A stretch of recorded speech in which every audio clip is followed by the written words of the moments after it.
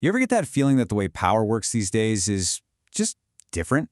You know, less about being stuck behind physical walls and more about being constantly tracked, updated, and assessed. Well, if you felt that, you're definitely onto something. Today, we're going to dive into this really powerful idea from the philosopher Gilles Deleuze that just nails this exact shift, the move from what he called disciplinary societies to our modern societies of control. So to really get our heads around this, we're going to break it down. First, we'll take a trip back to the age of enclosure, that world of walls that Deleuze says we've left behind. Then, we'll jump right into our present, to really define what he means by the society of control. After that, we'll get into the nitty-gritty of what makes these two worlds so totally different. And, maybe most importantly, we'll explore what this all means for us right here and right now. All right, so to understand where we are now, we first got to understand where we came from. Deleuze, who was building on the work of another brilliant thinker, Michel Foucault, described the world from about the 18th century all the way up to World War II as an age of enclosure. Just think about it for a second. Life was basically a series of separate chapters, and each one was lived inside a different set of walls. You start in the family, then you go to school, and bam, the rules totally change. You're told, hey, this isn't home anymore. From there, maybe you go to the military barracks, then onto the factory floor. Each one of these enclosures had its own unique logic, its own way of shaping you.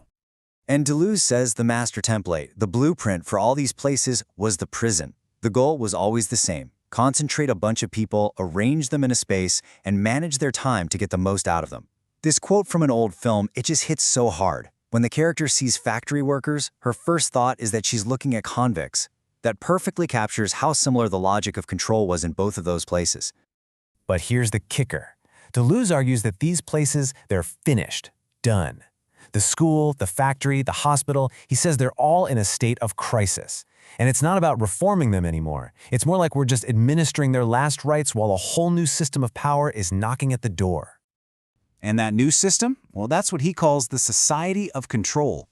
This is the world we're in now. It's a fundamentally different way of organizing power and people. So what exactly is this society of control? The key difference, the big one, is that it doesn't need walls. Power isn't about locking you in a specific place anymore. No, instead, it flows through networks, and it works through constant updates and adjustments. Deleuze has a fantastic word for this: modulation.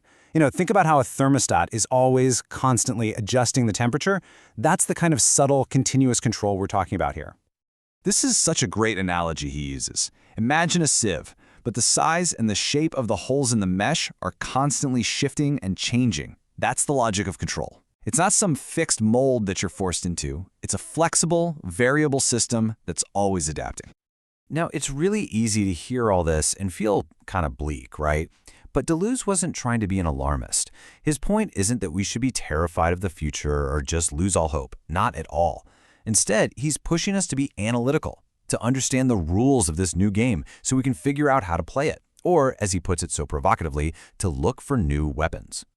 Okay, to really get this shift, we need to dig into its core logic. And it all really comes down to this one key contrast: the difference between a mold and a modulation. This chart here really breaks it down perfectly. We're moving from the fixed, rigid logic of the mold to the fluid, ever-changing logic of modulation. The main institution isn't the factory anymore, it's the corporation.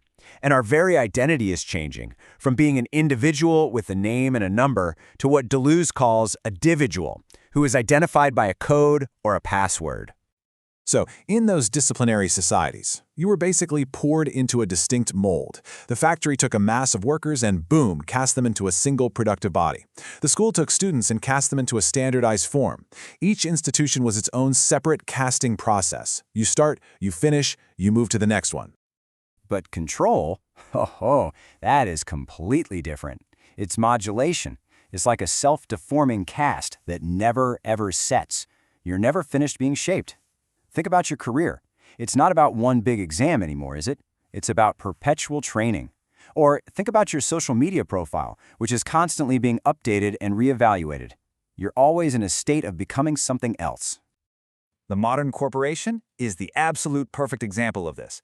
It's replaced the factory, sure, but instead of grouping workers together, it encourages this endless internal competition, often disguised with friendly terms like healthy emulation. That big final exam is gone, And in its place is continuous assessment. And a single degree? Nope, that's been replaced by the need for perpetual training. And this leads to a really profound, kind of mind-bending change in how we're even defined as people. In the old system, you were an individual, one person with a signature or a number. But now Deleuze says we're dividuals. We are literally divisible. You're no longer seen as a whole person, but as a collection of data points, your viewing habits, your credit score, your health data, and it's all accessible with a password. You are a profile to be analyzed and a market to be sold to. To make this even clearer, Deleuze gives us these two great animal metaphors. The person in the disciplinary society was the mole. He lived in the dark, just burrowing from one enclosed space to the next, from the family hole to the school hole to the factory hole. But the person of control, that person is the serpent. Fluid, undulating, never in one place for very long. See, the serpent isn't confined to a burrow. Its body is the network itself. We've gone from the mole to the serpent, from enclosed spaces to continuous flowing networks. So, okay, what does all this actually look like on the ground? Let's connect these huge ideas to the world we all experience every single day.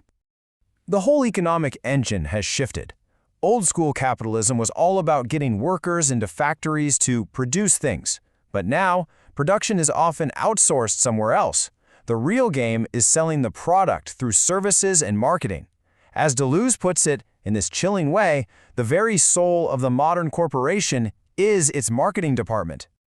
And this brings us to one of the most crucial points of all. If the old system used physical walls to control people, the new system uses something way more subtle and, honestly, inescapable: debt. Just think about it: student loans, mortgages, credit cards. Debt is a form of control that doesn't need walls because it follows you absolutely everywhere. You are never, ever finished with it. And once you start seeing this pattern, you see these mechanisms popping up everywhere, and they're often disguised as progress or convenience. The ankle monitor that lets someone stay home instead of being in prison. The endless online quizzes that replace one big exam. The corporate wellness program that monitors your health data. It's all part of the same system of universal continuous modulation. Which brings us to the final critical question Deleuze leaves us with. In the old world, if you wanted to resist, you could organize a strike at the factory. Simple enough. But how do you resist a system that's as fluid and as slippery as a serpent? How do you push back against a network that operates through your data, your debt, and the marketing you see every single day? Answering that question, that's our challenge. And it's the very first step toward finding what Deleuze called our own new weapons.